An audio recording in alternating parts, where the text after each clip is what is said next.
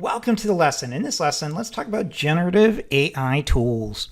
Now, first, we want to be aware that generative AI tools is really a very specific category of artificial intelligence that is going to allow content creators, or anyone for that matter, to create content. And it's going to leverage large language models and a various number of other back-end services that create content. And a lot of it depends, of course, on the content you're creating. But in summary, we want to think of Gen AI tools as really different tools and tool sets we can leverage to create content. This content could be what? Could be text, could be video, could be graphics, could be ebooks, it could be lesson summaries. We could ask it to create PowerPoint presentations, whatever we want to do, or Google Doc presentations.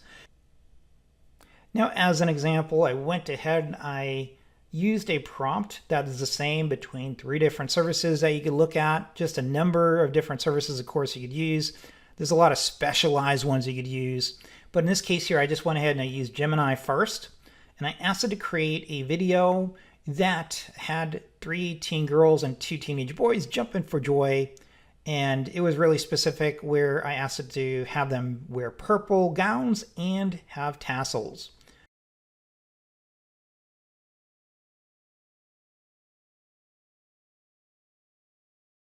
And then if I go over here to Open Art, this allows me to create, for example, a graphic, and you can see that its approach to pretty much what I ask is a little bit different than what Gemini produced as expected.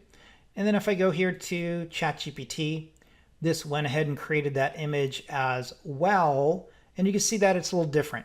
So just as an example, if I want to have a very specific background, I need to do what? I need to specify the type of background. If I don't, then the Gen AI service will provide us a background of its choice. Let's move on to the next lesson.